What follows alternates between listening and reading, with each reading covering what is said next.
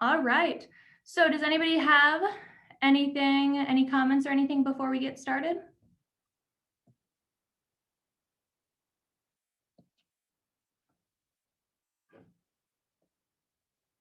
No, we're all alive here. Okay. So let's get started with the first problem then. So which of the following is false? Let's circle that so we don't forget false about the following reaction. So let's look at this reaction. Ooh, guys, guess what? Zoom updated on my computer. This is so exciting. Okay. So we have this epoxide right here. And we have this guy right here. We have some protonated methanol. What reaction do you guys think this is?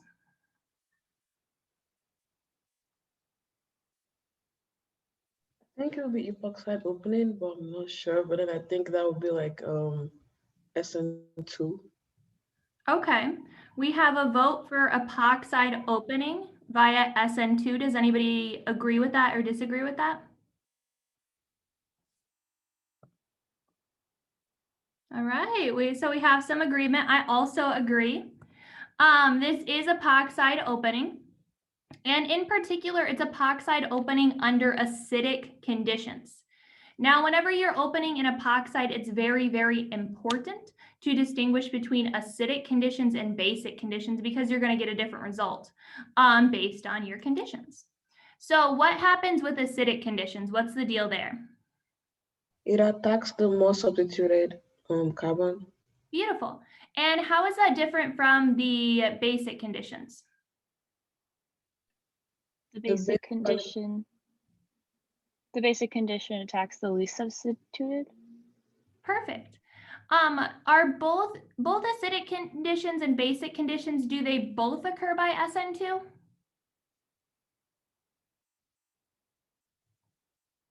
Even though in acidic conditions you attack the most substituted carbon? Yes.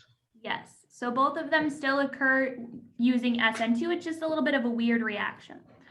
So if we look at our options here, choice A is the nucleophile and the OH group are oriented trans to each other in the product. Well, we should probably draw out our product if we want to figure this one out. So does anybody want to try and describe what our product will look like here?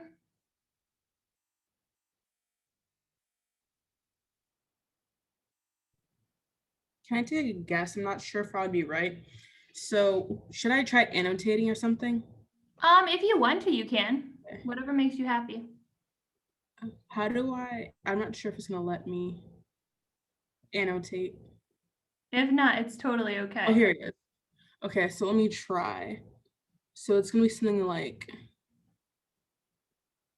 and like, so the O would be on one side. Attacks the most substituted. So it attacks the least substituted. So this is the least substituted. So it's supposed to be wedged. Mm-hmm. And so the OH2 would be like on here.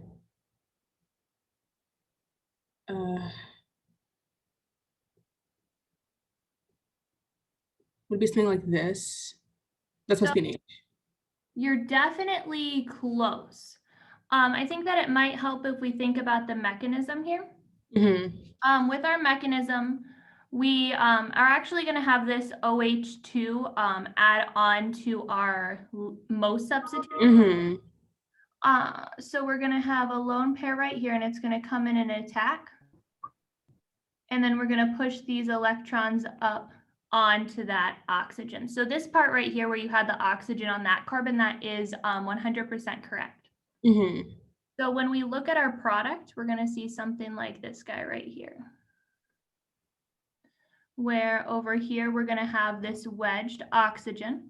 That oxygen will stay wedged because of the fact that, oh, and I'm sorry, we should have this protonated. That is my bad. And it should be protonated because it's acidic conditions. So we're going to see something like that. And then it's important to remember that this is SN2. So SN2 always has an inversion of stereochemistry, always and forever.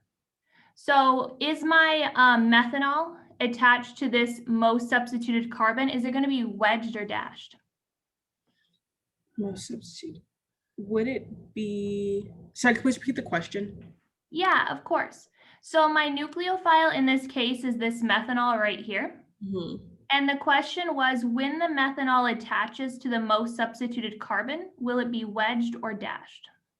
Would it be wedged? So because inversion would take place and stuff? Yeah, that's perfect. So it is going to be wedged, or it's going to be dashed, excuse me, and we're going to have this OH, like something. Oh, it's along- just because inversion or something? Say that again, I'm sorry. Sorry, is it sorry, dashed because of inversion or something?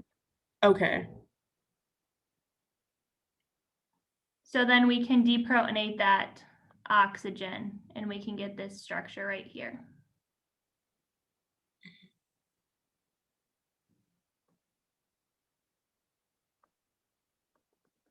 Okay, so what do you guys think? Is A correct or incorrect? It's correct. It is correct. What about B? Correct. Yep, we talked about that. What about C? C is correct. Okay, so that means that D is incorrect. And the thing about this problem is, in truth, we did a whole bunch of extra work. We didn't have to draw out the product. We didn't have to do any of that. Just because reading through these answer choices, we know that you can never have a negative charge under acidic conditions. So right off the bat, without knowing anything else about the problem other than its acidic conditions, you know that that is wrong. Oh, yes, you are so right. I didn't draw the methyl. I was too distracted. We need our methyl right there. And that methyl is going to be wedged, and that is just a consequence of the fact that the other substituent is dashed. Does anybody have any questions on this? How do we feel about epoxide opening in general? Sorry, I'm still confused on the OH being dashed. So this OH over here, this is coming from your nucleophile. Okay. Oh, because it's attached from the back, that's why? Okay, makes sense. Yes. I do want to note something real quick. I know this is a little bit off the wall. I'm probably going to do this a lot, but when we are doing epoxide opening like normal, I just want to clarify something about the stereochemistry. So let's say we are doing epoxide opening under basic conditions with some negatively charged nucleophile. And this also holds true for acidic conditions as well. We're going to have our nucleophile attack. We're going to break our bond. And what's going to happen is, if we have an epoxide that is not part of some sort of a ring, then we always want to draw our opened epoxide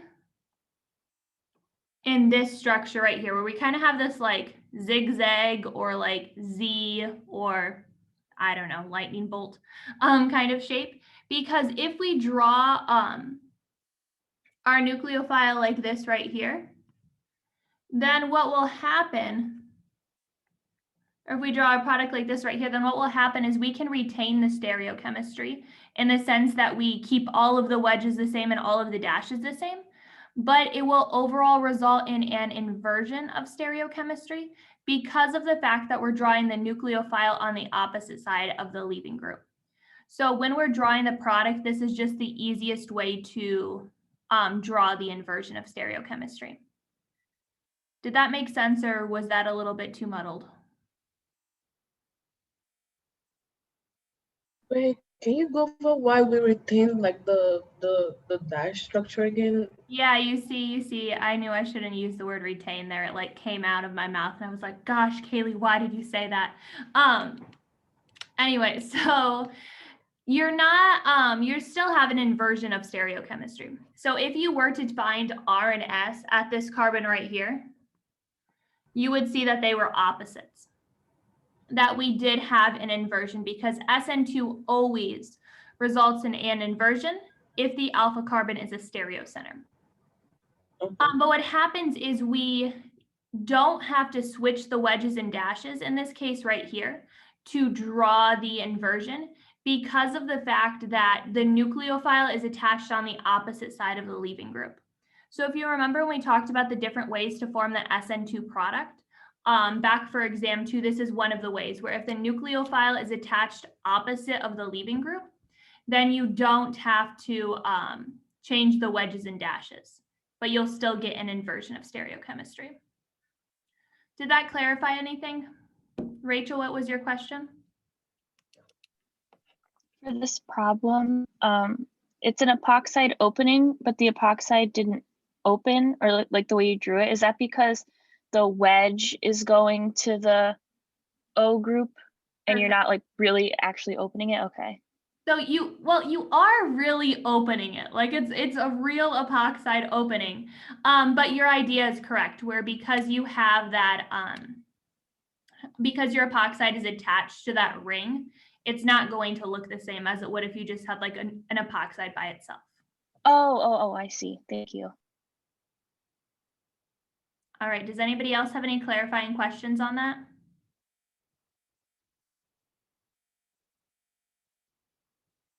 Okay, let's go on to question 2 then. This is so fun. This is exciting.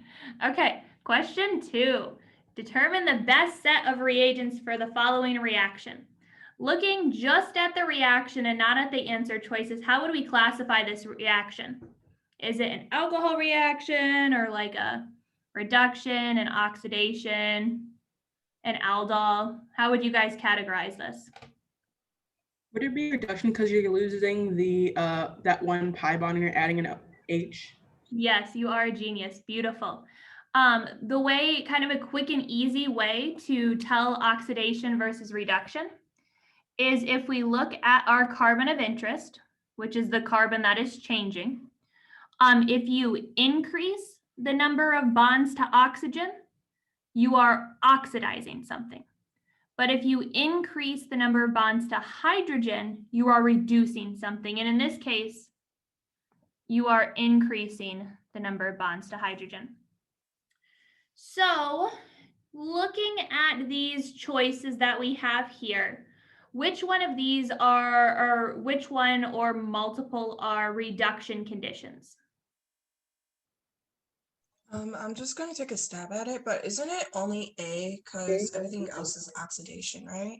Yeah, so we know it's A because this is oxidation. What does Tollens do, by the way? It changes aldehydes to a carboxylic acid. Yeah, we're gonna go from aldehydes to carboxylic acids. Jones, what does Jones do? Jones does 3 things. It's so cool. It can do 3 things.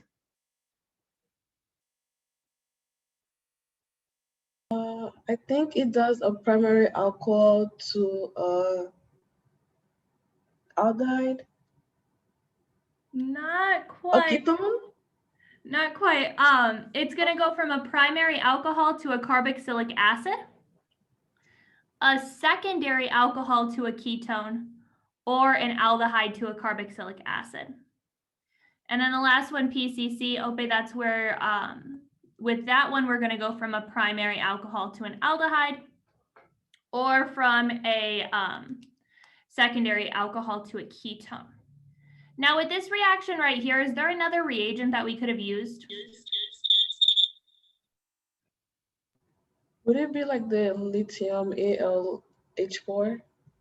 Yeah, so lithium aluminum hydride would also elicit this transformation. Remember that sodium borohydride is a little bit more picky than lithium aluminum hydride, but if sodium borohydride can do it, then lithium aluminum hydride can also definitely do it. How do we feel about this? Do we have any questions?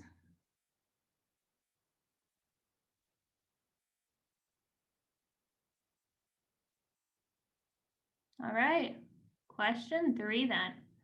Which of the following, there's a lot of words here, it's a little spooky. All right, which of the following statements is true of the following reaction? And we want to figure out, ooh, we have to like pick which ones are true. These ones are the worst problems.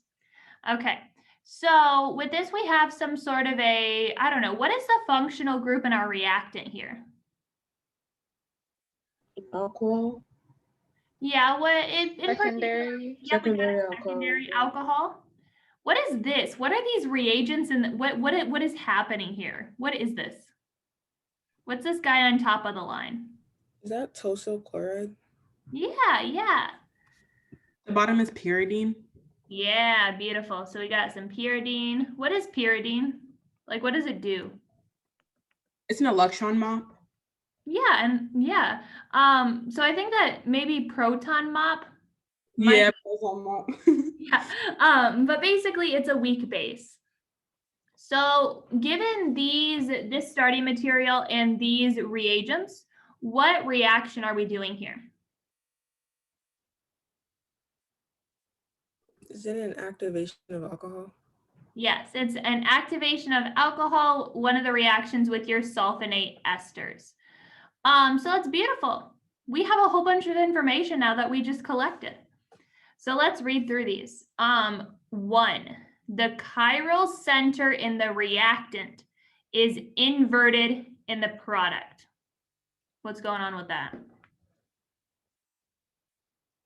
That's false. Why is it false? Because we don't have a change of stereochemistry for this one. Yeah, perfect. What reactions do we have a change of stereochemistry for? PBr3, PCl3. I think. Yeah, PBr3 and PCl3. Is there another one? SOCl2 and pyridine. Yes, SOCl2 or thionyl chloride. Both of those also, or both of those result in an inversion. But yes, this is false, super false. This is good to know because this is a difference between those 3 activation of alcohol reactions. One of them results in retention of stereochemistry. That's this guy right here. This guy is retention. But the other 2 result in inversion. Axelson really likes to test your knowledge of how well you understand the differences between reactions. So then we have 2. The mechanism involved a snack reaction. What do we think here? I think it could be true because of the OH living group is a bad living group or something like that. You have to mask it or something. So we won't necessarily want to mask it, but this mechanism does involve a snack reaction. And that is, you guys went over the mechanism for this reaction at the end of the alcohol lectures. So the mechanism does involve a snack step where we're going to attack this sulfur right here. So if we look at 3, it says chlorine is present in the major organic product. What do we think about that? It's false. That is false. What does a major organic product look like?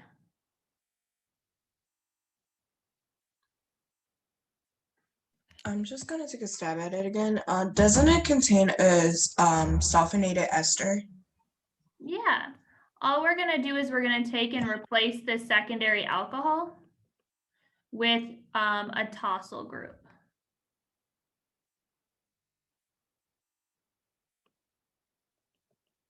Oops.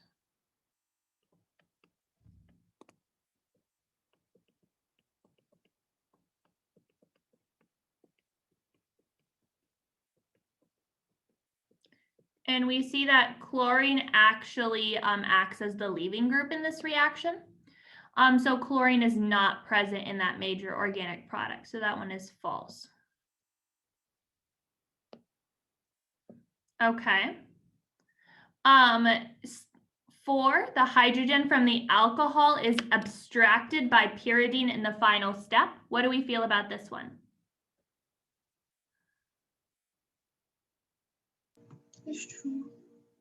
Yes, this is that's because we're going to have this alcohol right here. This is actually going to be the one that attacks and comes in. We're going to push these electrons up here, push these electrons down here, and then have that chlorine leave. And we will have to have a acid-base deprotonation step, and that is why we have this pyridine here, because it is a weak base.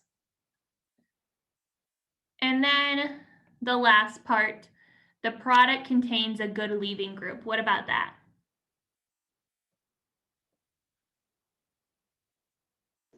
False. Do we agree that that's false? No, sorry, true. Yeah, so that one's gonna be true. That's the whole point. That's the whole reason why we did this reaction right here, is to create a good leaving group. So any of our activation of alcohol reactions exists to create a good leaving group. So that one is true, which means that what we have 2, 4, and 5. So hopefully that's an answer choice. Or else we got a problem. Yep, so the answer for this one would be C. 2, 4, and 5. Okay, everyone, how do we feel about that? Would you mind going over which of the alcohol activations have retention and inversion? Yeah, we can definitely talk about that. Thank you. So there are a couple different reactions that we talked about where we can activate alcohols. So let's make a nice list right here. I love list. So we first have our PBr3 slash PCl3. We have our thionyl chloride and pyridine. Pyridine. I probably spelled that right. Yeah, I don't think there's an N there. Pyridine, yeah. We have, then other than that, we have our sulfonate ester reactions. So this is when we use our mesyl chloride, our tosyl chloride. I should put or here, as opposed to putting commas. Or your trifluic anhydride, the TFOTF, with pyridine. Then we can also do SN2 with a nucleophilic acid.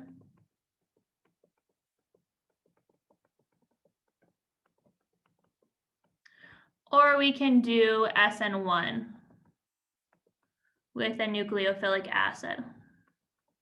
Am I forgetting anything? Does anybody have any more? I think that's it. Yes, that is all my brain is providing me with right now. So we have these 5 different reactions here. PBr3 and PCl3. This is one of your special reactions. There's 3 special activation of alcohol reactions. And these are special because they're easy. They're easy to run in lab. You are less likely to have like competing SN1 or any of that chaos ensuing. So these are the special ones. These are like the ones that you should know definitely, because I don't know. So I'm gonna answer, I think it was Tomi's question real quick. You don't want to use a non-nucleophilic acid because non-nucleophilic acids will promote elimination. You want to have a nucleophilic acid because you're basically we'll take a little segue here. With 4 and 5, what will happen is you'll protonate your alcohol. And then in this case, this would be SN1. And then your the conjugate base will come in and attack. So you want to have a nucleophilic acid because you want to generate that nucleophile in solution. So kind of going back to our list here, SOCl2 and pyridine, this also results in inversion. For 3, I got to move you guys over here. This is going to result in retention. 4, this is SN2. We've talked about SN2 a lot. This is inversion because SN2 is always inversion. And then SN1, this will result in a racemic mixture.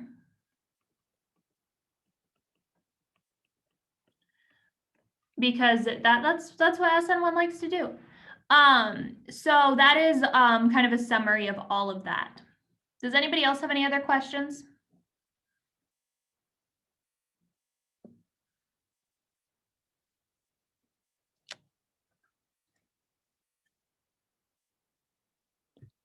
Thank Could I you ask a so quick much, Haley. Oh, sorry. No, sorry. I was just wondering for like this past question that we just did, say for example, if it gave like just a secondary alcohol and then the organic product, like how do we identify an activation of alcohol reaction without the reagents there? Sorry. Yeah, that's an excellent question. Let's go back to our list. So you couldn't identify it 100% necessarily, but you could get an idea about what reagents that you use. So the only thing that you could do here would be to look at, well, there's kind of two things. The first thing that you could do is you could look at inversion versus retention. So like in this case, you would see that there was retention. So if there's retention, it has to be option 3 because that's the only one that does retention. If it is inversion, there's a couple things that you could look at. If there, sometimes she draws like a byproduct in the products of the reaction. So if you have like protonated pyridine as a product, then you could eliminate 4 and 5 and 1. So you know that that would be 2 if you had inversion. That's kind of the first thing that you could do. The second thing is, let's say you have inversion and you have a bromine. If you have inversion and there's a bromine, you know that it has to be either 1 or 4. And based off of the substitution of the alpha carbon, you could potentially eliminate 4 because SN2 with a nucleophilic acid for alcohols will only happen on primary or methyl. It won't happen on secondary because the water is too good of a leaving group that it will fall off and react via SN1. So there's a lot of, or I guess quite a bit of things to think about there. Does that answer your question? Do you want me to repeat any of that? No, that was really helpful. Thank you so much. Beautiful. Okay, I hope that this whole thing is helpful. I've never done this before, so this is a new experience. And I have a chocolate shake and I'm really happy about it because today was a rough day. And sometimes you just need ice cream, you know? Okay, anyway. So does anybody have any other follow-up questions on this?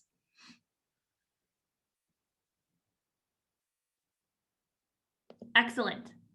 Now we have to name compounds. I feel like naming compounds is one of the worst parts about organic chemistry. Might be wrong, but in my not so humble opinion. Okay. So we have this compound right here that looks kind of gross, and we want to name it. What is the first thing that we should do when naming this compound? Count the ring. Yeah, let's count the ring. Where should I start numbering? From where the alcohol is. Yeah, so my alcohol is going to be number 1. Whenever I'm doing whenever I'm naming a cyclic alcohol or any sort of cycloalkane that has an alcohol substituent, I'm going to assume that whatever carbon is bound to the alcohol is my carbon number 1. But now we got a problem because which way around the ring do I number? Is the methyl number 2 or is the ethyl number 2? The ethyl, Mm-hmm. Why? because it's the longest substituent. Also alphabetization. Yeah, so it's not necessarily, it is longer than a methyl, but that is not necessarily our reason why here. The reason why we want to go around, what is that, counterclockwise, is because ethyl comes first alphabetically. So remember, if we have a tie, you want to choose whichever one comes first alphabetically. If we didn't have a tie, then we would want to make sure that our substituents have lowest digit numbering. So kind of going with that, we can say 1, 2, 3, 4, 5, 6, 7, 8. What prefix is associated with 8 carbons?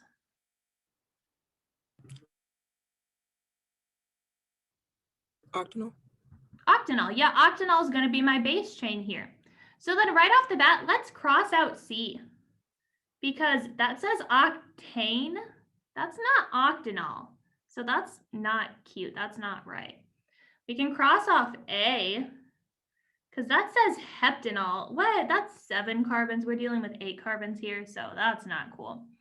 So we know that it's either B or D.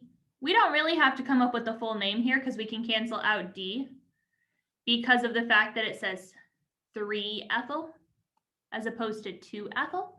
But you know, just for funsies, we're gonna name this compound anyway. So what is my next step that I should do when I'm naming?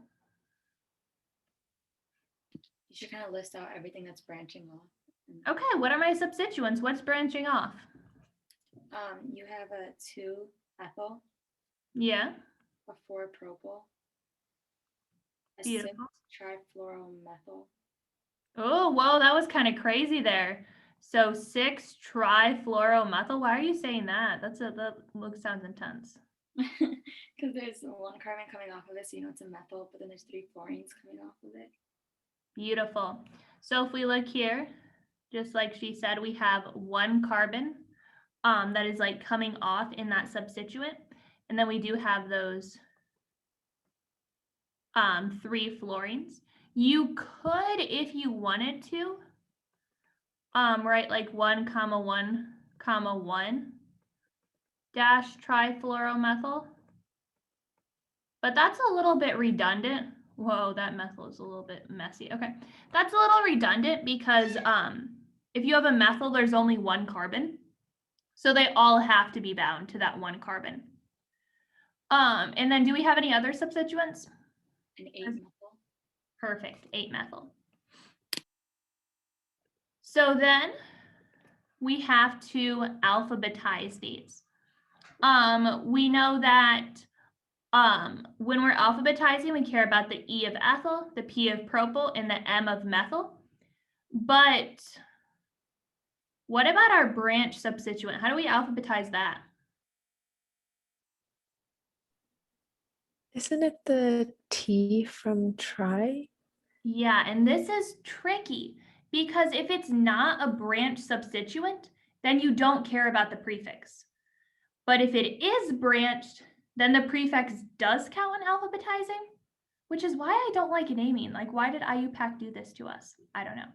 But because this is a branch substituent, we do care about the prefix when it comes to alphabetization, which means that we do care about that T. Now, how do we feel about this? Does anybody have any follow-up questions?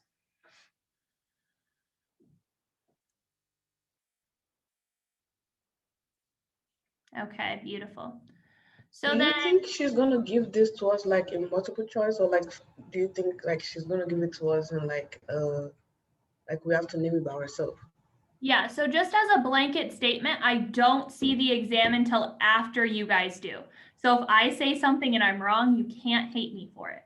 But I would imagine that she would, it would be like a fill in the blank where you have to produce the name yourself and type it in. Got it. Okay, so question 5, consider the following 2 molecules. Which are, sorry, Amani. Yeah, I was gonna ask, when naming alcohols, let's say the alcohol was like, let's say you had another alcohol on a ring. How do you go about that? Do you think we'd see that or no? I'm not sure how you would go about doing that, to be honest. Okay, so then I just wanted to make sure like I didn't miss that. Okay, thank you. Yeah, I can, here, let me make a note real quick, to double check and make sure that you don't need to know that. And if you do need to know that, then I will, like send out an explanation in an email. Okay, thank you. Okay, beautiful. So then we can talk about which of these molecules has the higher boiling point. Who has an idea here? I What do we consider? I think it would be B because of the hydrogen bonding occurs. So I think B is right because once you have the O, once you H bond to O, N, or F, then it makes like the bonds tighter, so higher boiling point. We love that. We love that. What is the functional group? In A, what functional group is that?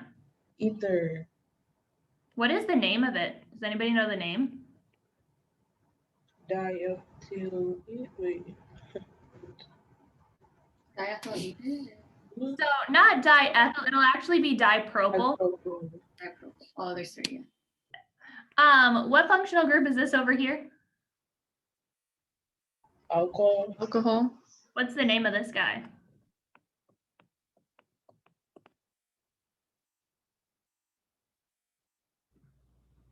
Hexanol. Hexanol. It'll be hexanol. That is irrelevant for the problem, but still fun. Okay, so we already said that B exhibits hydrogen bonding. What does A exhibit? What intermolecular force does it exhibit? Dipole. Dipole, do we agree with that? It has at least London dispersion forces, at least. Yeah, so they'll both have London dispersion forces. All molecules have London dispersion forces. Does anybody agree with the dipole-dipole? Yeah. Yeah, I love that. Let's put that down. It's dipole-dipole. Okay. So we already did a bunch of work, so let's actually look at the answer. I think that this is always very useful whenever you're taking an exam to think about what the answer would be prior to reading the answer choices, because sometimes an answer choice can seem very convincing, but it's so wrong. And if you think about the answer before you read the answer choices, then you already know what you're looking for. So it's less likely that you'll get fooled by another answer choice. So that is just helpful exam strategies brought to you by me. All right, so A says that A has a higher boiling point because it has dipole-dipole interactions. So we said that it does have dipole-dipole interactions, but I think Enoma said that hydrogen bonding will result in a higher boiling point than dipole-dipole. And that is because hydrogen bonding is a stronger interaction. Remember when we're ranking our non-covalent interactions, hydrogen bonding is the strongest, then dipole-dipole, and then LDF is the weakest. LDF, or London dispersion forces. So we know that A is wrong then. B is the correct answer for the reason we just explained. And then C is wrong because it's wrong because it doesn't talk about dipole-dipole. And A because while symmetry is related to packing, it is not the most important thing here. How do we feel about that? Do we have any more questions? Can you re-explain why A is wrong? Yes, probably. Yeah, so A is correct in the fact that ethers, so like, if we just look at this part right here where it says ethers exhibit strong dipole-dipole interactions due to the highly polarized carbon-oxygen bond, that region I circled, that's correct. Like, this is good. We love this. This is a good statement. But what makes it incorrect is that the ether does not have a higher boiling point. And that's because hydrogen bonding is a stronger intermolecular force than dipole-dipole interactions. So since hydrogen bonding is a stronger intermolecular force, then what's going to happen is it's going to have result in a higher boiling point. So the statement is correct, but it just doesn't answer the question, kind of thing. Okay. Like it does, but it doesn't. It's like Yeah. hydrogen, so hydrogen bonding, since it's stronger, it's going to result in the higher boiling point. So we know it has to be B. Correct. Okay. Okay, does anybody else have a question? Is this a generality we can make for all like ethers and alcohols, or do they have to have the same amount of carbons? That's an excellent question. So if they have approximately the same number of carbons, you can make this generalization. But if they don't have approximately the same number of carbons, then this isn't necessarily true. So London dispersion forces, we typically think about them as being very, very weak. But if we have like this alcohol right here, hexanol, and we're comparing it to an ether that has like 100 carbons, the ether is going to have the higher boiling point because London dispersion forces get really, really, really strong as your compounds get really, really, really big. But as long as they're approximately the same size, then, which is what you'll see for the purpose of this class, I think. I think that's all you would see. But as long as they're approximately the same size, then you'll see this trend here. Okay, awesome. I have a question on like one of the practice exam. So she gave us like a hydrogen bonding like kind of structure. Then she gave us an alkane, and then she gave us a ether. So like I know that the hydrogen bonding will have the highest, but then when we're comparing the ether and the alkane together, like how do we like pick like which one is stronger? Yeah, great question. So what we need to think about here is the intermolecular forces that are present. So when does a molecule have dipole-dipole forces? I know that Enoma said earlier that we have hydrogen bonding when we have NH, OH, or FH bonds. But what about dipole-dipole? When does dipole-dipole happen? Between polar molecules, for example, like water. Well, water has HO, but still, like between like Cl and S, for example. Yeah, perfect, perfect. So if we have polar molecules will exhibit dipole-dipole forces. Now, the thing about alkanes is alkanes are non-polar. Anytime you have carbons and hydrogens together, that's non-polar, that is greasy, that is hydrophobic. So alkanes only exhibit LDFs. Does that answer your question, Ope? Yeah, so you said the ether will have a higher boiling point than the alkane, right? Because of the dipole that ether has. Got it. Thank you. Excellent. Okay, let's see what happens next. We got some cute structures here. We got some cute little molecules. Which reagent was used to perform this transformation? So what type of reaction is happening here? How would you categorize the reaction? Isn't this an oxidation? Why? Because there's more, if you look at the starting material and the product, there's more oxygens than the product. Beautiful, I love that. So this is an oxidation. Based on the fact it's an oxidation, can we cancel out any answer choices? Can you cancel out D? Because lithium aluminum hydride is a reducing agent. Canceling out answer choices is a fantastic thing to do on an exam, because by eliminating down the possible options, you are more likely to get the correct answer. Now, what reagent was used to perform this transformation? What are we thinking? Tollens? Yeah, Tollens. Okay, why do we say Tollens? Because we're going from an aldehyde to a carboxylic acid. Excellent. And Tollens does take aldehydes to carboxylic acids. That's correct.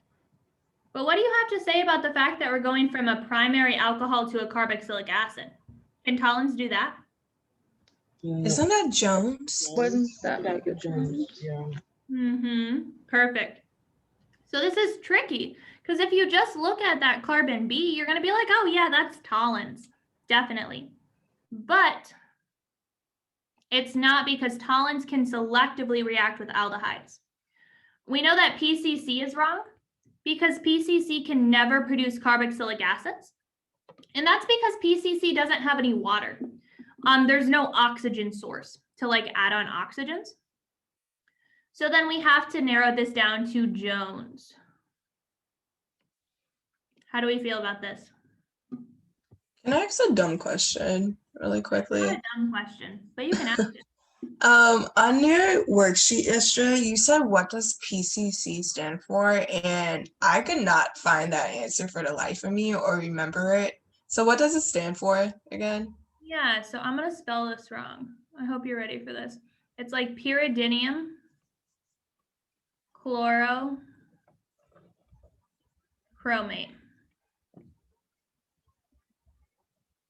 Got it. Okay, awesome. C. Awesome. Thank you.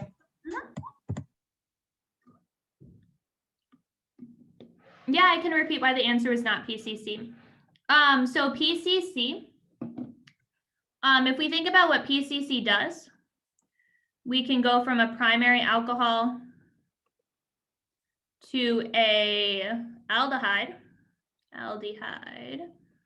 or a secondary alcohol to a ketone. And we see here that we're going from a primary alcohol to a carboxylic acid, and then an aldehyde to a carboxylic acid, and PCC can't do either of those transformations.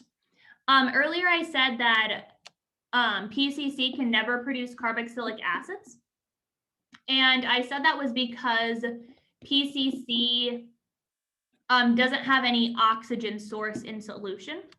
So with Jones, you have water, and that's where this oxygen right here comes from water. So since you don't have any water in solution for PCC, you can't get carboxylic acids. If you wanted to do PCC but add water, you would essentially be doing Jones, and then you would be able to get carboxylic acids. But that's kind of beyond the scope of this class. Do we have any other questions? Yeah, so okay guys, what's the difference between Jones and toluenes? Toluenes is specific to turning an, is it an aldehyde into a carboxylic acid? Beautiful. And then I think Jones is like, it can do alcohols into carboxylic acids as well as aldehydes into, I'm blanking, ketones? Close. Or carboxylic acids.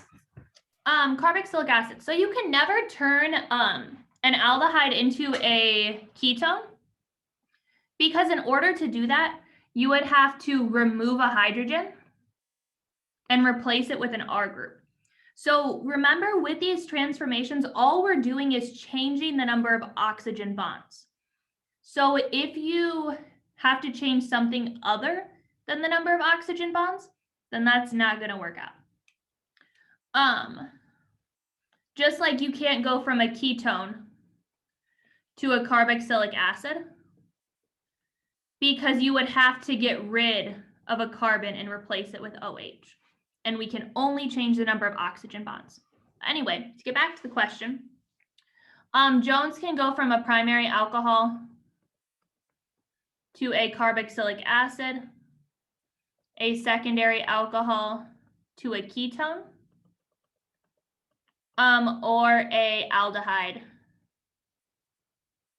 to a carboxylic acid.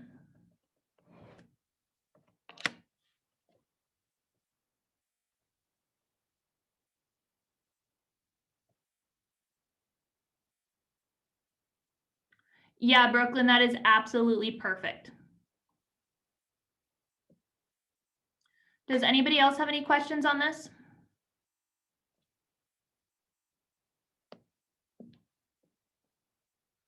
All right, then we want to find the degrees of unsaturation. What is this nonsense? What is degrees of unsaturation? Isn't this where we just count the double bonds and rings in a molecule? Yeah, perfect. So there's this like long formula for degrees of unsaturation that I would be lying to you if I told you that I knew what the formula was. I know that you divide by 2 at the end, but so you can use that formula, or you can just take the number of pi bonds plus the number of rings. So if we want to count the number of pi bonds, we have 1, 2, 3, 4, 5, 6 pi bonds. Yeah, that looks right. And then we have 2 rings, where all these 2 rings in red, and we'll get 8. 8. Kind of circled 7 there. Does anybody have any questions on that?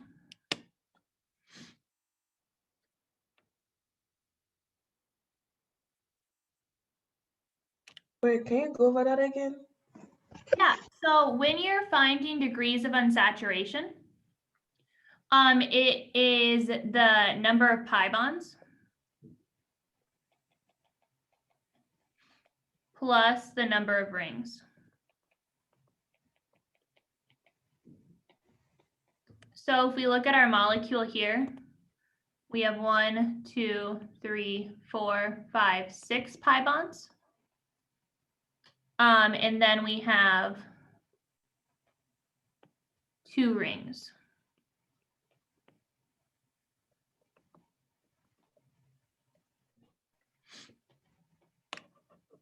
Does that make sense to everyone?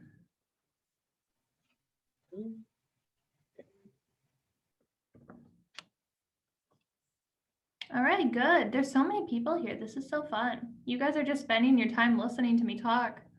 What fools, honestly. Okay. So question 8, consider the carbon labeled A in the starting materials. Ooh, now we have to identify oxidation numbers. How are we supposed to find oxidation numbers? Since oxidation is like adding oxygens, so each oxygen is +1, and then a hydrogen is -1, and then like any carbon connected to is 0. So do you want me to explain the starting material, or? You seem inspired, so go for it. Sure, why not? For the starting material, it would be -1 because we have 2 hydrogens attached. So it would be -2 for the hydrogens, and then for the oxygen, it's +1, and then a 0 for the carbon. So then we have a total of -1. Beautiful. Does anybody want to explain what's happening with the product?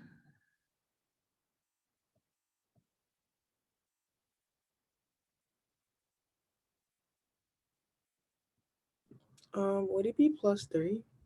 I don't know. I haven't figured it out yet. Why are you saying +3? What's your thought process? So, oh wait, no, I was looking at the wrong one. Never mind. Wait, no, I think that's the right. Right. I think you're good.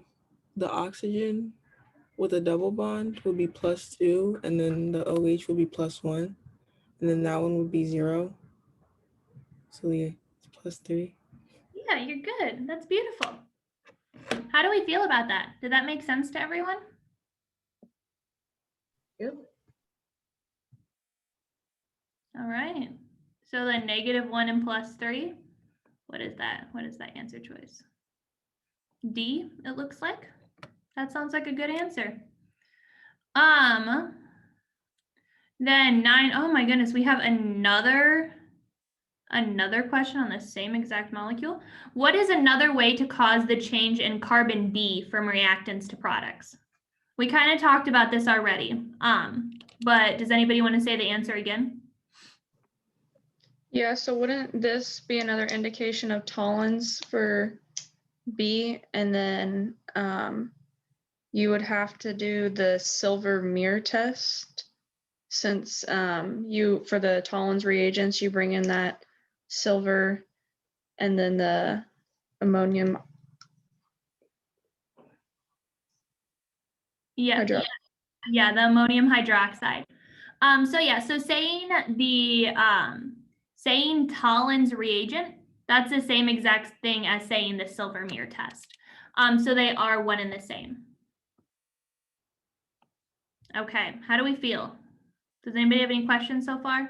Wait, just to clarify, so if we see silver mirror tests, think Tollens.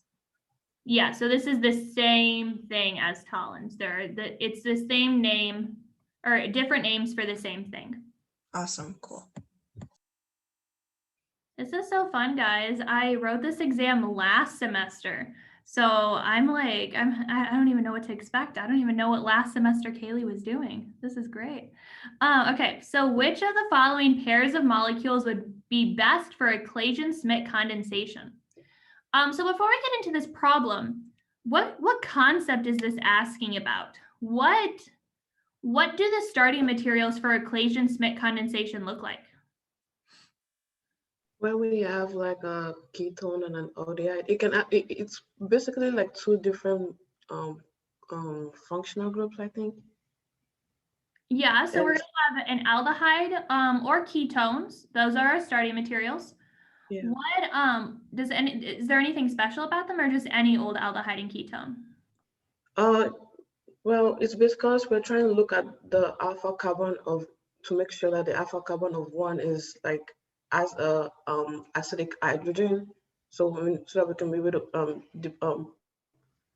deprotonate that hydrogen from the alpha carbon and then form the bond over whatever.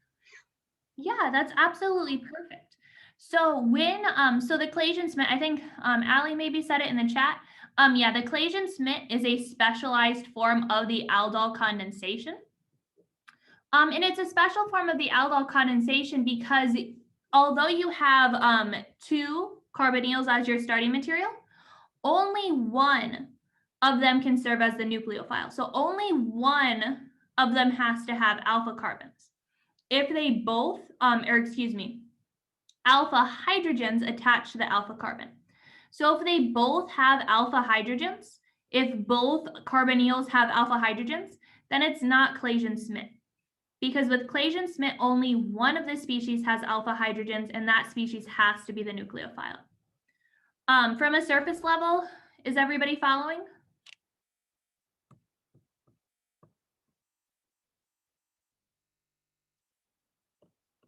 Okay, good. So let's look. So A, what do we think about A? Does that seem like a good answer? No. No, it's the same thing. Yeah, it's the same molecule. So if this molecule has alpha hydrogens, then the molecule that it's reacting with also has alpha hydrogens, and then they both have alpha hydrogens, and then you don't know which one is the nucleophile. So that's definitely not good. What about B?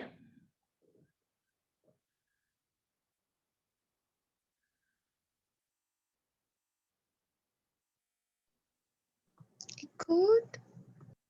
Yeah, I think that I like this one. We'll put a smiley face here. Is that because the molecule on the left has alpha hydrogen, but the one on the right? I think flip-flopped. I mean, the one on the right has alpha hydrogen, but the one on the left doesn't. Yeah, so this one on the right has alpha hydrogen, so it's the nucleophile. The one on the left has no alpha hydrogen, so it has to be the electrophile. Oh. And then if we look at our other compounds. To make that new connection. Can you say that again? I'm sorry. Oh no, my video just accidentally played like one of Axelson's videos. Oh, no worries, no worries. If we look at our other molecules for C and D, we see that both compounds have alpha hydrogens, so they can't be Claisen-Schmidt. So the correct answer here is B. How do we feel about that? Does anybody have any questions?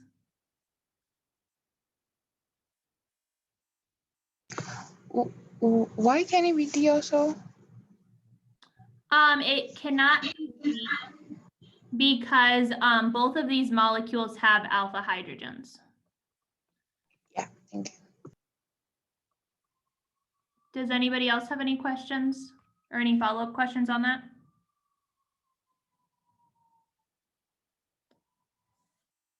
So basically, for this type of question, do we just have to like look for the ones that has like one alpha, like one of the structure has to have an alpha hydrogen and the other cannot? Like, would that be like what we're looking for? Yeah, so for the Claisen-Smith, that is absolutely perfect. That's exactly what you want to look for. Thank you. Did someone else have a question? Yeah, I basically had the same question. I guess like looking at B, even though that's the right answer, like I know because it's two different molecules. I'm still not like grasping the concept of like the alpha hydrogens and why those like determine whether or not those are good molecules. So that's just a characteristic of the Claisen-Smith. Like if we look at the wall behind me, it's yellow. And that's just part of who that wall is. So part of the Claisen-Smith is that one of the reactants has alpha hydrogens and the other reactant does not have alpha hydrogens. And kind of the reasoning behind that is we know that with the Claisen-Smith, we are going to form either an enol or an enolate, which is a nucleophilic carbonyl. So, and we only want one of those two species to serve as the nucleophile. And you can only form an enol or an enolate if you have alpha hydrogens. So that's why we only want one of them to have alpha hydrogens.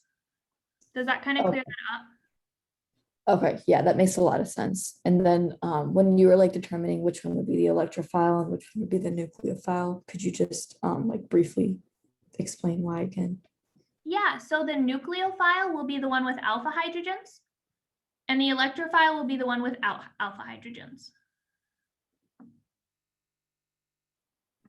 Thank you so much. Yeah, of course. Also, I have to blow my nose, so I'm gonna disappear for like a minute. So have fun. I'll be right back. I promise I'll be right back.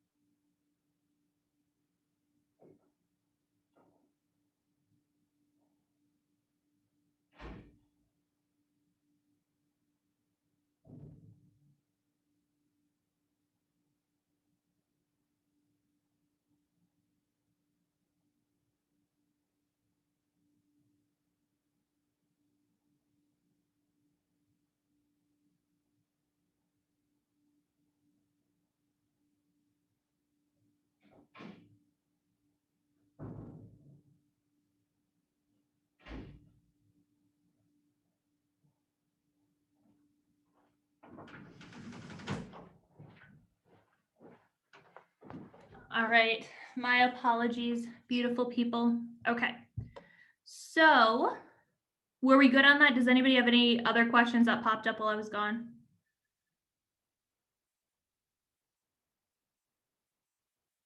Okay.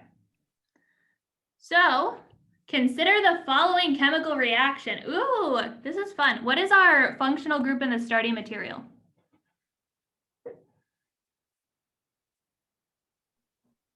An enone? Enone. Yeah. What's the longer complicated name for an enone? Alpha, beta, wait, is it carboxyl? No, hydroxyl. So we're almost there. So the longer complicated name is an alpha beta unsaturated carbonyl.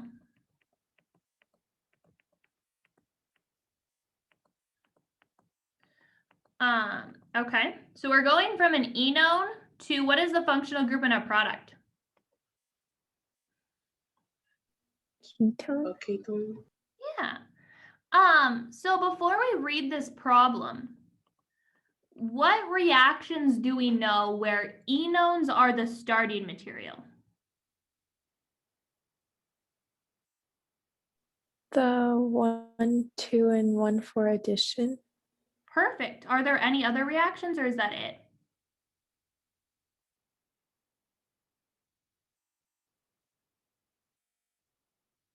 That's it. That's it. I just wanted to make you think for a second.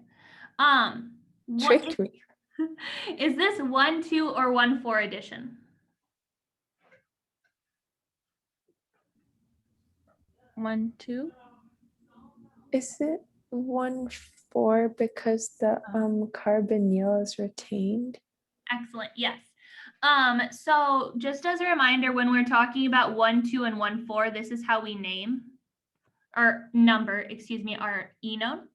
And we know this is 1, 4 addition because Emmy's right. Anytime we have 1, 4 addition, our carbonyl is retained. And that makes sense because we know that 1, 4 addition is the thermodynamic addition. So we want to form the more stable product. And a carbonyl is more stable than a carbon-carbon double bond. And that is what is retained with 1, 2 addition. With 1, 2 addition, we're going to retain our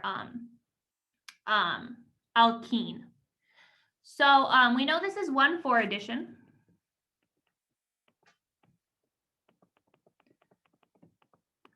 Just for fun, we can draw our 1, 2 addition product if we did 1, 2 addition here. If we did 1, 2 addition, we would have our alcohol, and then let's count some carbons.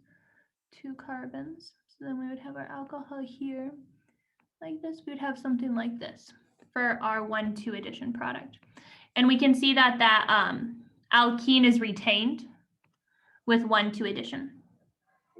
So what is the answer choice here? What reagent do we use to add carbon-carbon bonds by 1, 4 addition?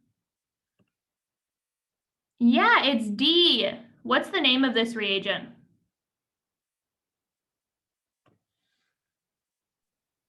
Cuprate.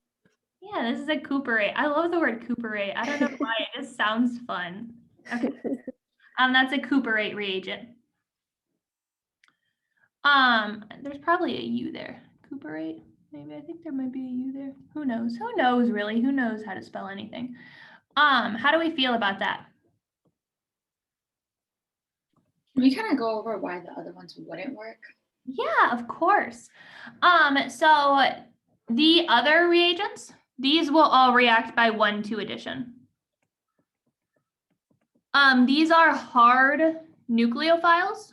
I think that she uses the term hard nucleophiles in this class. But these are, another way to think of it is that these are all very good nucleophiles.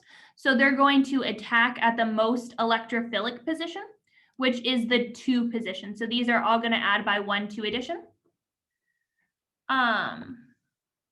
If we were to do 1, 2 addition with these guys, let's say we do 1, 2 addition with our Grignard reagent, that would result in a product similarly to what I drew earlier, where we have our R group added on to the carbon number 2. If we did LAH, we would be adding on a hydrogen, also to that carbon 2 position. So we would get something like this.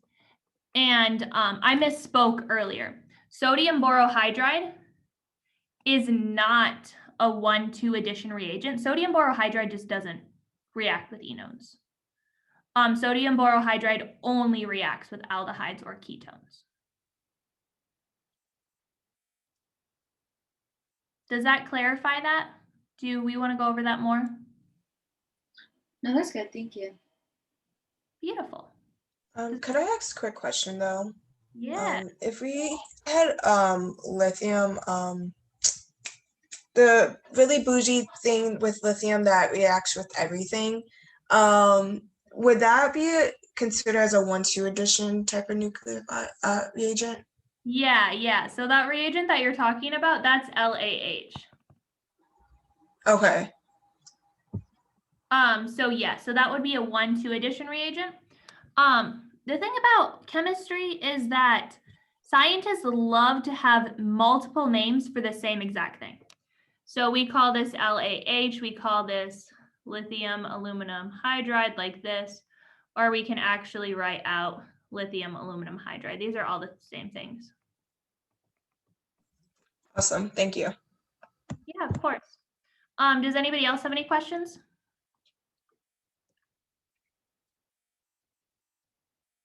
Excellent. Okay, let's go ahead and go on to 13. So which is true about carboxylate anions? Okay.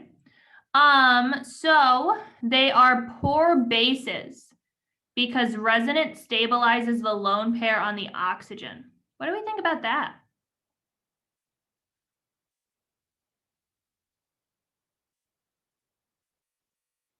Sounds pretty good. I mean, it sounds legit to me. I like it. Let's continue on. And see about the other answers. Maybe we will like another one more.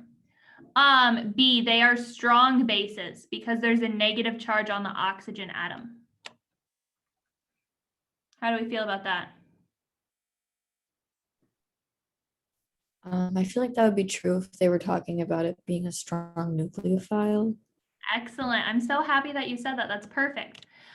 So yes, so this is the reasoning why carboxylate anions are strong nucleophiles. So they're strong nucleophiles because that negative charge is concentrated on the oxygen. We know D is wrong because they are strong nucleophiles.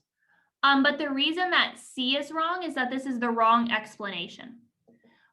So carboxylate anions are strong nucleophiles, but they are strong because of the negative charge, and not because oxygen is a electronegative atom. If you'll remember from exam 2, electronegativity kills nucleophilicity.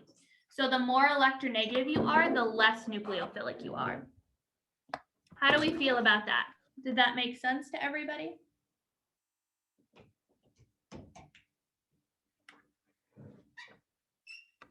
So the answer is B?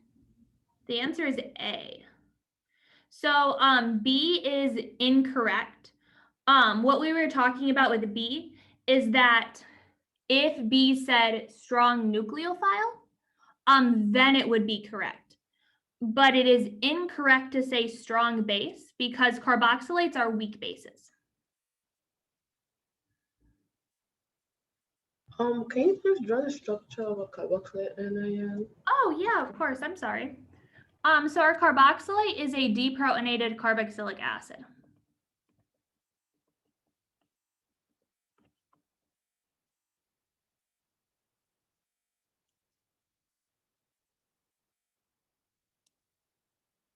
How are we feeling?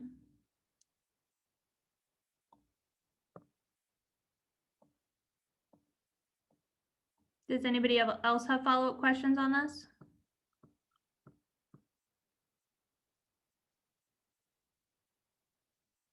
Okay, I'll trust you, Okay, this next one looks gross. Which of the following reactions would be a correct retrosynthetic pathway to get to the product shown below? So now we're doing retrosynthesis. What does retrosynthesis mean? Does it mean you're like working backwards or something? Yeah, perfect. So we're given the product and we want to find the reactant. So let's go through these. What do we have? 4 choices. Let's see which one of these is correct. So let's start out with A. We have, what is this functional group here? What is this called? Epoxide. Epoxide. We love epoxides. We love them. We have an epoxide with a methyl Grignard followed by an acidic workup. What reaction is this?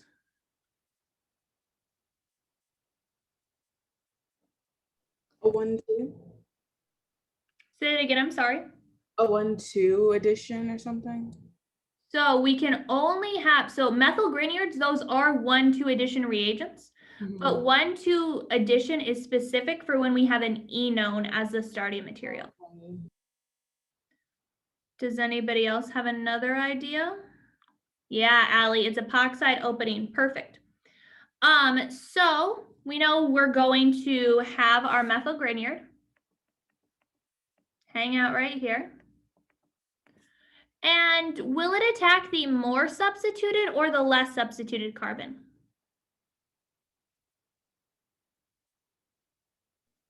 Less, but they're equally substituted. Yeah, so it doesn't really matter which one it attacks. But yes, you are right. So let's attack this one because it's closer. We'll break that bond. And then we can draw our product.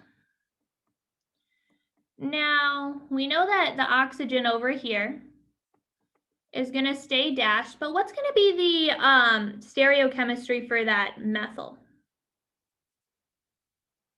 Is it going to be dashed or wedged? Wedged. Why are you saying that? Because it's reacting via SN2 and there's inversion with SN2. Perfect. Excellent. Yes. So that is the reasoning. And just to not cause confusion, I'm going to draw this the other way. So that way it looks more similarly to the starting materials. But yes, that is why it is wedged. That is perfect explanation. We'll get this right here. Is that what we want? Well, oh, excuse me. Then we have our acidic workup. Can't forget about that. Is this the product right here that we want? Will this work?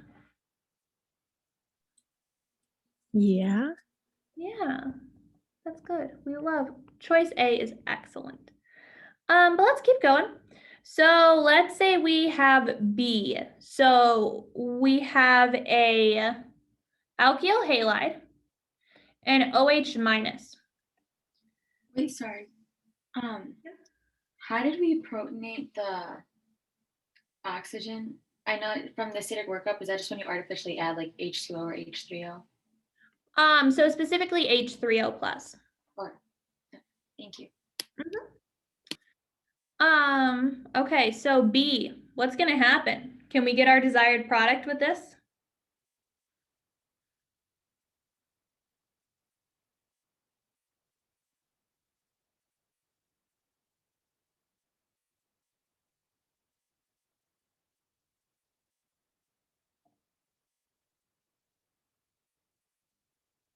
I was gonna say no. Why? Because you have nothing to, like, wait. I mean, this might not be the right answer, but I was just gonna say, like, you can't just have the chlorine leave and attach the oxygen or the alcohol onto it. Well, I mean, could we not have SN2 take place here? You don't need to protonate it, or like at all, or you can. Because chlorine is already a good leaving group.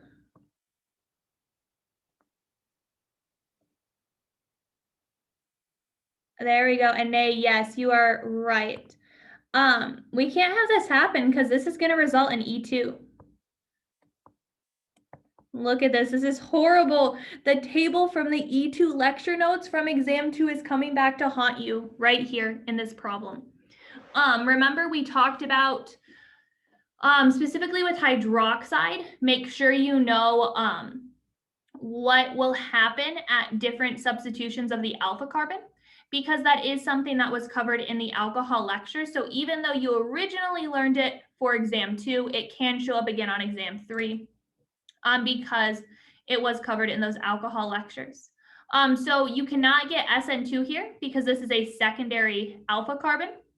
And you'll end up having an E2 reaction take place.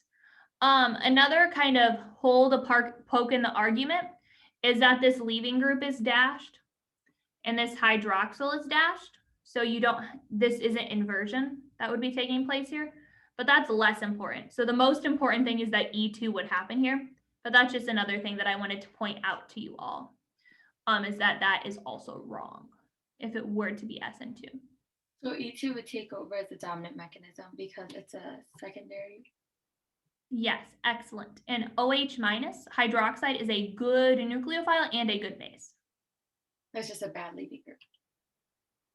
Yes, it is a bad leaving group, but that it's not acting as a leaving group in this case. So yeah, not in this case, but like genuinely when you see like an alcohol, you don't want as like okay, so that makes sense when you need to protonate it, right? Because then water becomes a really good leaving group.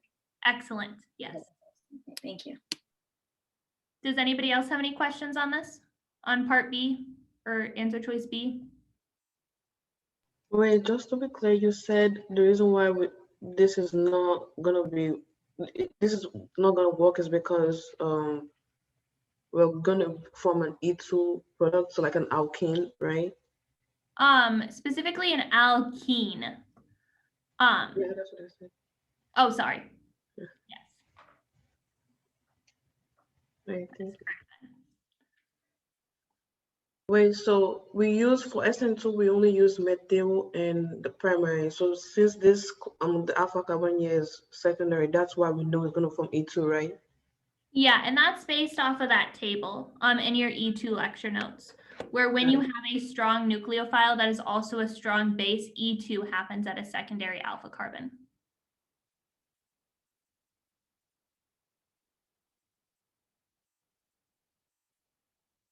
Okay. Does anybody else have any questions before we move on to C? Okay. So we have this reaction here. We have an alkyl halide that we're reacting with sodium acetate followed by NaOH and water. What reaction is that? What reaction is sodium acetate in the first step and then hydroxide? Excellent, yes. This is a synthesizing an alcohol via a masked hydroxide mechanism. Can we do this mechanism on a secondary alpha carbon? Yeah. Yeah, why? Because we just said that B was wrong because we can't have SN2 at a secondary alpha carbon. So what's the difference between these two? Why can we do it with C but not B?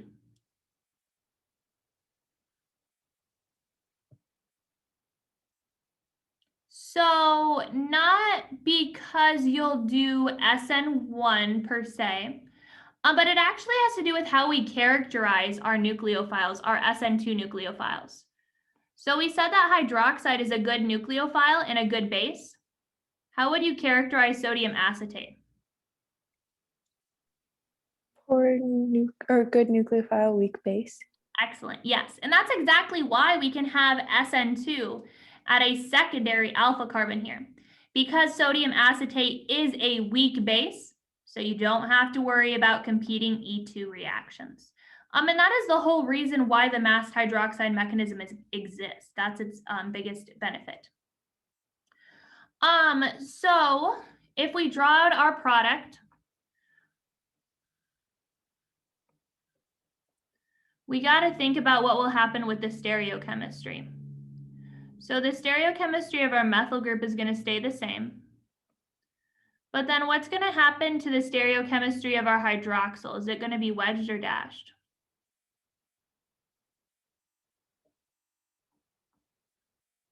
What? Or I mean dashed, because doesn't inversion happen? Yeah, because we have SN2. So this one will work. This strategy will work, I think. I think that's the product we wanted, right? Yes, this will work. So we have A and C as working.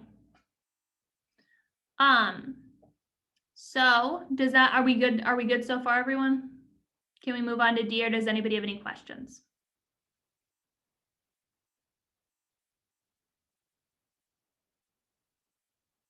Okay, perfect. So then let's talk about D. So with D, we have this epoxide and we're adding LAH. First of all, what reaction is happening here? Basic epoxide opening. Excellent, yes. So this is going to be very similar to what we saw with choice A, except now we're using lithium aluminum hydride, a hydride reagent, as opposed to an organometallic. So we're going to have our hydride come in here and attack. We're going to kick that off.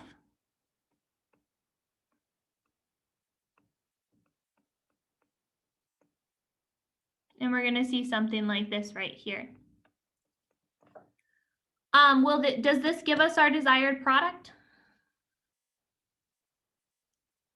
Is this what we want? No. Why not? There's a hydrogen instead of the methyl group. Excellent, yes. we need to open our epoxide with something that will incorporate a methyl group. So with choice A, we saw that we used a methyl Grignard. We could also use a methyl organolithium reagent, something like LiCH3. That would also allow us to open the epoxide and get the desired product. So the correct answer here is E. How do we feel about that? That was a long problem. Do we have any questions on that? Would we be able to just, I feel like D, we moved kind of fast. So we got that hydrogen from the nucleophile, right? Itself, and then it just attacked it all, and then it kind of broke that bond with the oxygen. And then that's just, did we get another hydrogen from the same nucleophile, or how did we pronate that? That would have been by the acidic work up in that. Oh, the alcohol up the H3O plus. Okay. Does anybody have any other questions? We can walk through D slower too, if anybody would like.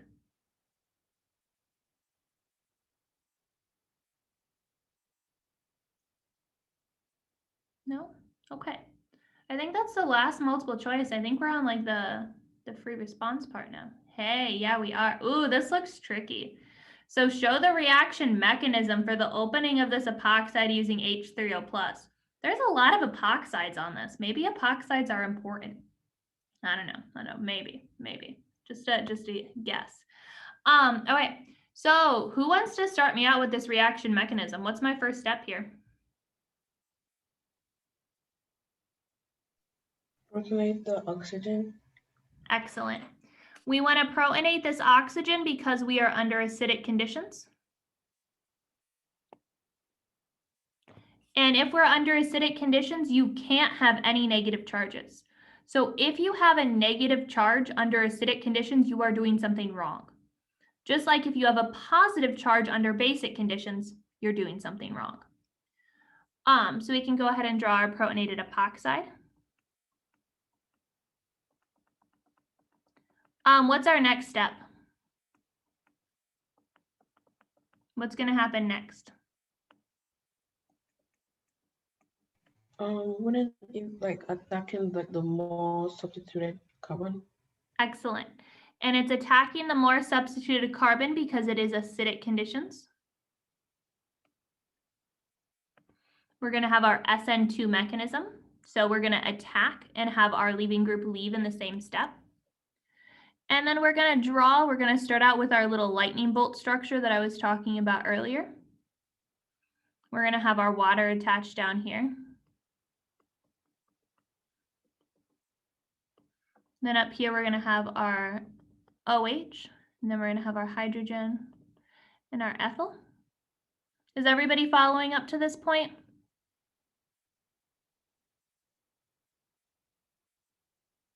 Yeah. Beautiful. So what's going to happen next?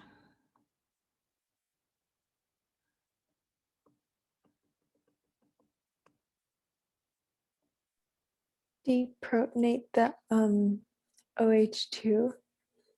Yep, we're going to just steal this hydrogen to neutralize our organic molecule.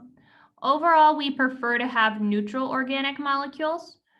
So we typically do a proton transfer if we can neutralize our molecule. So that will be our final product. How do we feel? How are we feeling?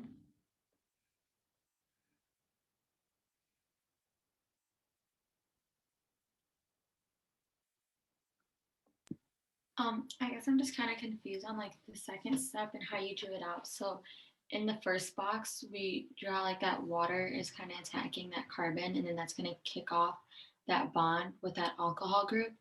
So then like the way you drew is kind of like starting at the alcohol and then just kind of following it through that way, right? Yeah. Did inversion happen? Or? Yes, inversion did happen. Remember, this goes back to what I was saying earlier, where if we draw our nucleophile attaching to the opposite side of our leaving group, then we have, then we'll automatically get inversion. So what I mean by that is, first of all, so those pink lines that I just drew, those trace from like the reactant to the product. But what I was just saying was that if we look, let's change this, let's do orange. This dashed orange line I'm drawing here is the old carbon leaving group bond. So it doesn't exist anymore. But like if it were to, like if you can imagine it, pretend that it exists. That's where the carbon leaving group bond is. So we see that our nucleophile is on the opposite side as our carbon leaving group bond. So because of that, we get an inversion of stereochemistry. So if you were to find R and S at these two carbons, you know, why don't we find R? Let's do it. Let's find R and S at these two carbons.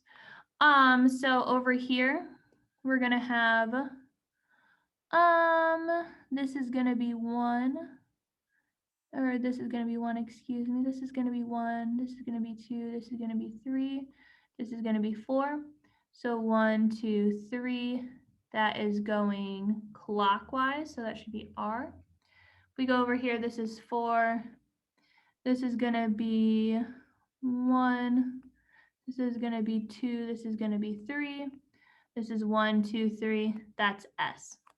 Wow, I totally just scribbled all over those molecules. But you can see here that when we do draw that nucleophile attaching opposite of the leaving group, it results in an inversion of stereochemistry. So this is kind of just like a trick to drawing your opened epoxide that will always show the inversion. Okay, yeah, that makes a lot more sense because I guess I just saw that in both of them, the hydrogens were dashed. So I was just, but yeah, doing R and S helps a lot. Thank you. Yeah, of course. Does anybody else have any follow-up questions on this? I think that epoxide opening is definitely tricky. Like, yeah, I don't know. I remember being confused about it. Okay. Okay, if we don't have any more questions, I think we got some more problems. I don't even know. Do we just have these guys? Yeah, oh my goodness, we have 3 problems left, guys. We're doing something. Now these are gross. These are gross problems. We got some synthetic schemes. Let's look at this first case. We're going from, what is the functional group in my reactant? Okay, halide. Excellent. What is the functional group in my product? Alcohol. Perfect. Does anybody have any idea with how we would go from this alkyl halide to an alcohol? What are our thoughts here? Would you use SNAC or SN2 or something, or no? So let's localize our thoughts to, or first of all, I don't know, something I always like to do when I'm doing these problems is I try and find where the starting material is found in the product, because that's just a characteristic of organic chemistry, is that mass, well, not really organic chemistry, the whole universe, is that mass cannot be created or destroyed. So every carbon has to be accounted for by this reaction. And we see that over the course of this reaction, we are adding on a carbon. So that's important. That's important to consider because not a lot of reactions can add carbons. So what types of reactions can add carbons? Let's make a list. What reactions can add carbon bonds?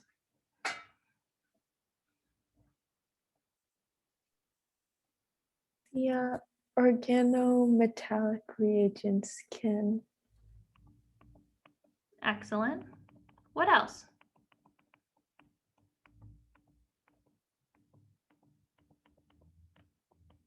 The cuprate. Yeah, your cuprate. And then there's one more.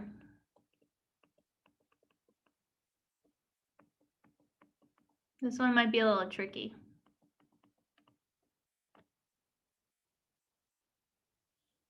The aldol. So the aldol also forms a new carbon-carbon bond. So we have these guys right here. This is what we're dealing with. Cuprates. Cuprates only react with what functional group as the starting material?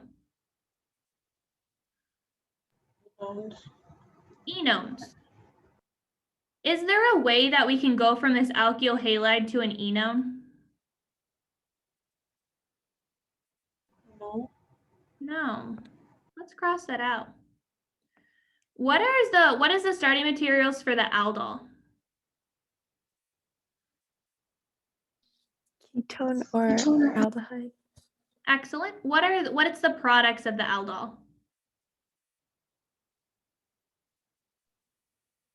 The Enol and enolates. So not enol and enolates, but enones or alpha, or excuse me, enones or beta hydroxycarbonyls. Those are your starting materials.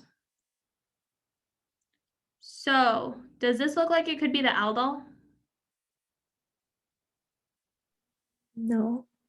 Yeah, no. So we're probably going to do something with an organometallic. Now, we start out with an alkyl bromide. Is there anything that triggers your brain when we're thinking about an alkyl bromide and organometallic reagents?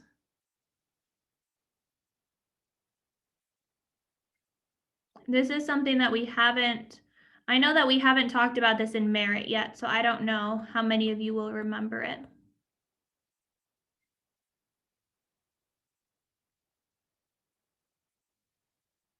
Is it?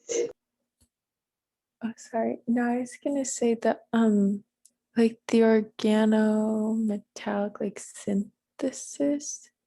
Yeah, excellent. Do you have any more information you would like to offer there? Is that the only negative thing you have?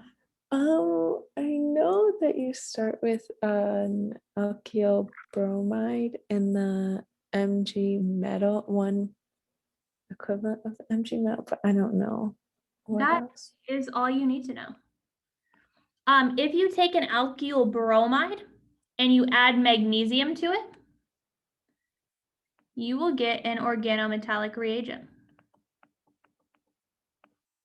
Now this is kind of a cool reaction because this is different than what we are used to seeing with our Grignards. We normally don't create the Grignards. We normally just add them. So this is a reaction that you can definitely do. Are we good up to this point? Yeah. Okay, now we have to form a new carbon-carbon bond.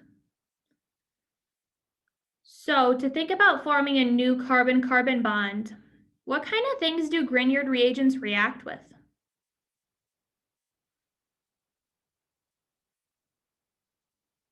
Epoxides? Epoxides, okay, what else? Enones? Epoxides, enones, okay. What else do we got? Ketones and esters. Okay. Maybe aldehydes? Anybody else have anything they want to add? I think that's all. That's all my brain is producing right now. Sounds legit. So with that in mind, does anybody have any ideas? Can we cross any of these off the list as possibilities? I think the epoxides. I agree with you, but why are you saying that? Because they will open an epoxide and like add to it. So I agree with that. But let's think about the fact that epoxides have 2 carbons. So if we have a Grignard reagent, our lovely Grignard reagent come in and attack, we're going to add 2 carbons, but we only want to add 1 carbon. So that is why epoxides is wrong here. Does that make sense to everyone? Wait, sorry, can you repeat that? Yeah, of course. So if we think about an epoxide, An epoxide will add 2 carbons to our molecule. So let's actually draw out this product. So if we have attack with an epoxide, we're going to yield this product right here. This guy right here. Let me circle that. And what's going to happen is we add on 2 carbons. So attack of an epoxide will add 2 carbons, whereas attack of a carbonyl will only add 1 carbon. Now this is really important to remember. It's a good way to distinguish between epoxides versus carbonyls. Did that make sense to everyone?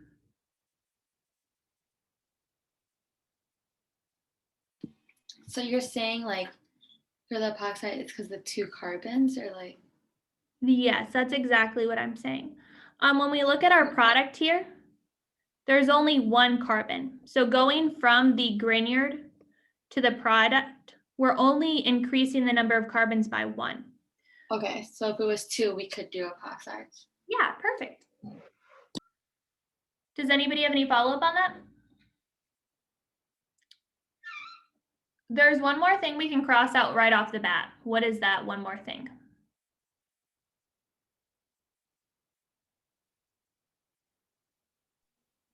The enones? Yep. We know that Grignard will react with enones by 1,2 addition. So our product would have to look something like this. And our product looks nothing like that. So now we're stuck between ketones, esters, and aldehydes. Sorry, for enones, it like you kind of think like an alkene isn't being produced, so you can't. Okay. Yes, yes, yes, that is absolutely perfect.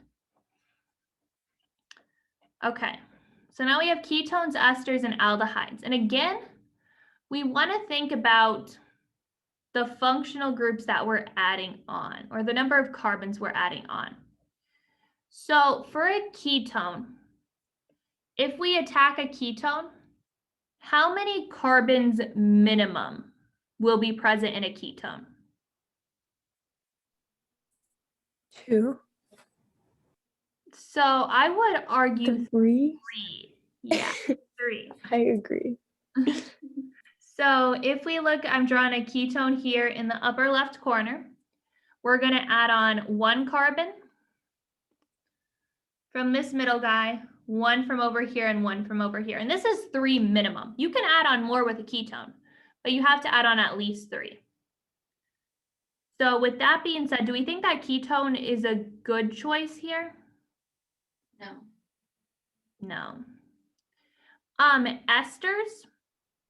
Esters are a little bit tricky because with an ester,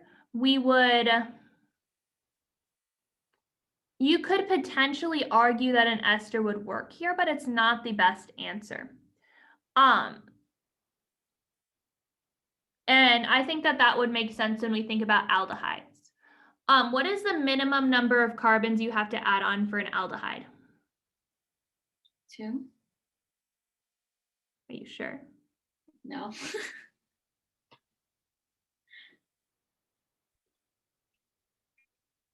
So an aldehyde is distinguished by having at least 1 carbon-hydrogen bond. But you can have 2. This is formaldehyde. Formaldehyde. Formaldehyde is a super, super cool reagent because it allows you to add just 1 carbon. So formaldehyde is going to be our choice here. So we'll have our Grignard reagent come in.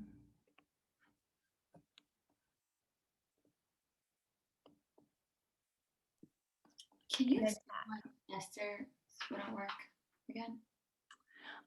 Yeah, so esters wouldn't work because they won't work. Like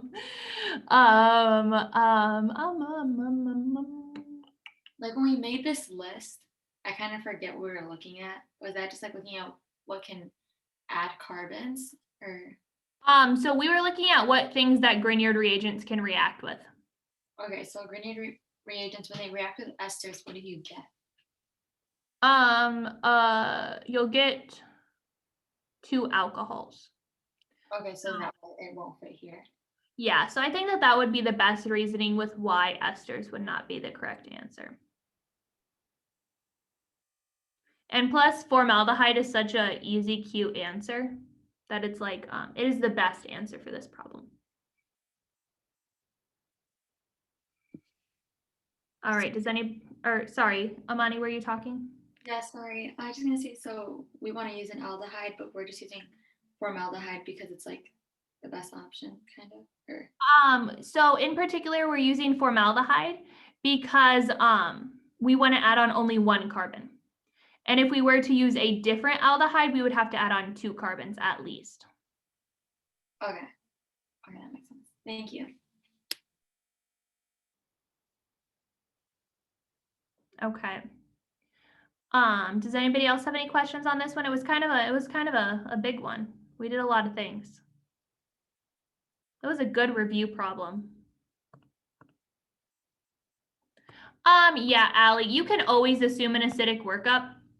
If you wanted to be super fancy, then you could say, in step 1, you add formaldehyde. And then in step 2, you add an acidic workup. That would be the most correct way to write that answer. Okay. Do we have any other questions on this?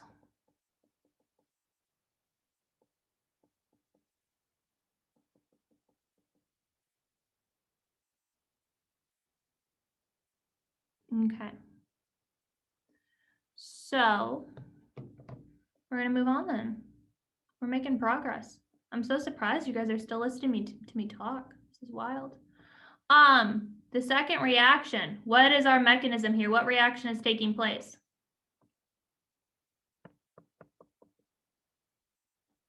We're forming an alkene. We don't form a lot of alkenes with exam 3.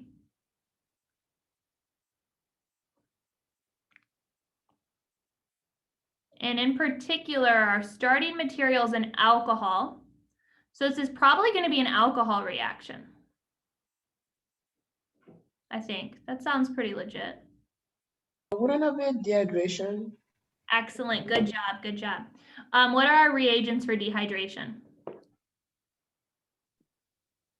Oh my, sorry. So if you say alcohol reduction and dehydration, is that the same thing? Are they different processes? You can't reduce an alcohol because an alcohol is the most reduced that you can be without removing the oxygen. Okay, so it's like an alcohol addition or it's an alcohol dehydration. Or... With alcohols, you can oxidize them. Okay. But I just keep messing up the naming. Like I know how to do processes, but like naming everything and putting labels on it is just so confusing to me. Yeah, no, so chemistry is like you're learning a whole new language. Yeah, so what would this be called again? Sorry. This is a dehydration. Dehydration. Okay, thank you. And the reagents for dehydration are going to be H2SO4 and heat.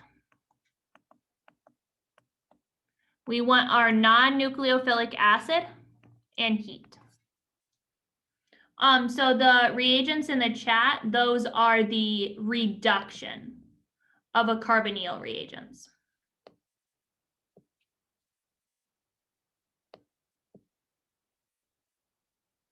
Okay. Does anybody have any questions on that one? That was a lot less painless than the one we just did. Or a lot more painless? A lot less painful. I don't even know what I said. Anyway, does anybody have any questions? So like what mechanism, when we're talking about mechanisms, right, this is going to be E2, right? It would be E1 because we have a tertiary alpha carbon. Okay, thank you. Mm-hmm. So if this alpha carbon were primary, then we would have E2. Does anybody have any additional questions on this? Is that for primary unhindered and primary branched, it would be E2 or just? Yeah, it should be E2 for both of them. Because we're definitely not gonna have SN1 or SN2 here. And that's because we don't have any, there's no nucleophile present. So that narrows it down to only E1 or E2. And E1 will definitely happen when our alpha carbon is secondary or tertiary, because a protonated alcohol or water is such a good leaving group that it'll just fall off and you'll form a carbocation. So the only time you should get E2 would be if you have a primary alcohol. Okay, thank you. Yeah. Okay, we only have one. Guys, we're on the last problem. This is so good. This is so fun. What reaction is this? What reaction is taking place here? What functional group is in my product?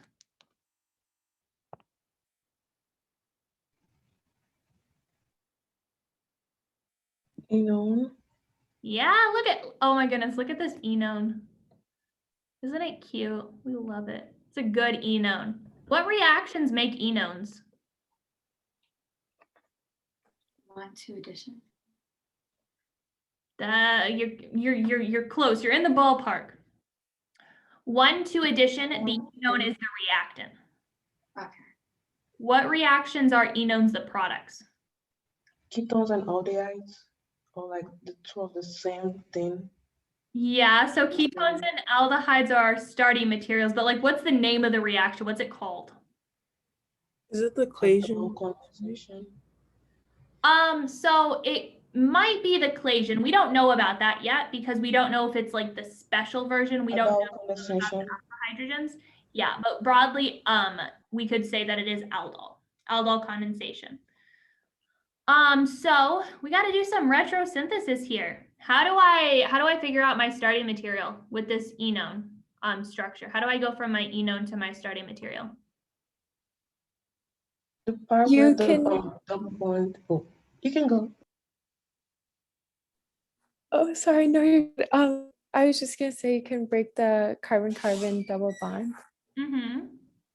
and then just like shove in oxygen in there. Yeah.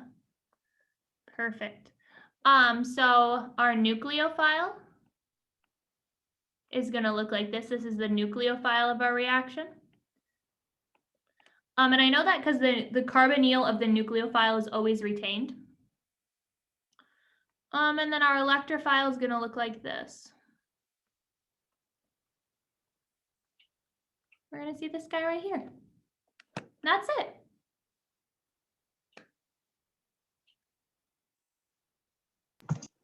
I have a question. Are you gonna like send the recordings or no?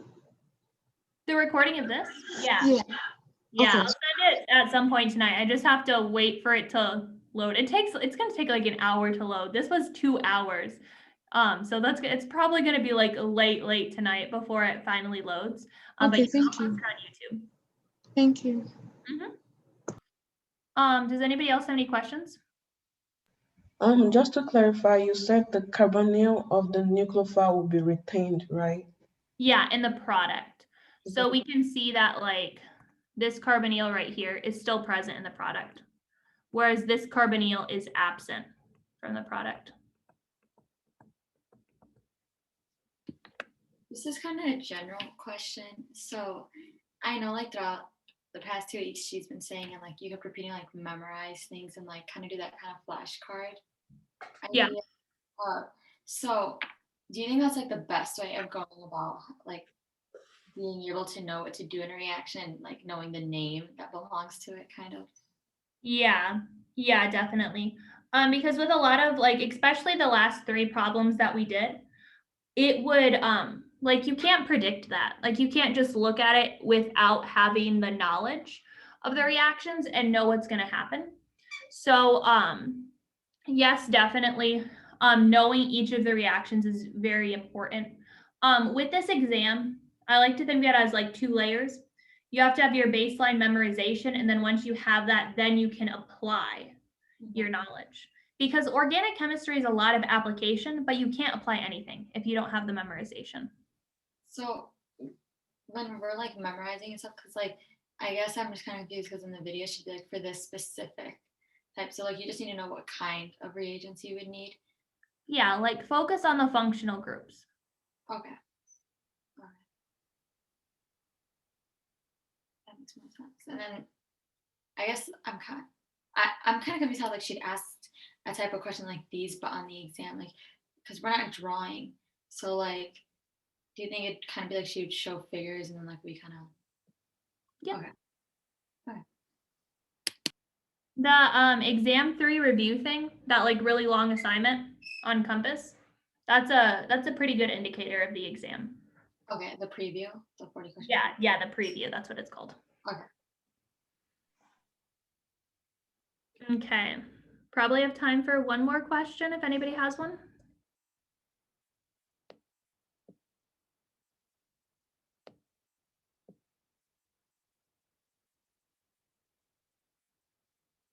Yeah, thank you, Kaylee. I appreciate it.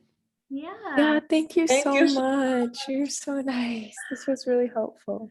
I'm happy that it was helpful and not just me rambling for 2 hours. But yes, No. you guys are all very welcome. I hope your chocolate shake was good. It was excellent. Thank you. Have a good one, Kaylee. Bye. Bye. Thank you. Bye. Thank you. Bye.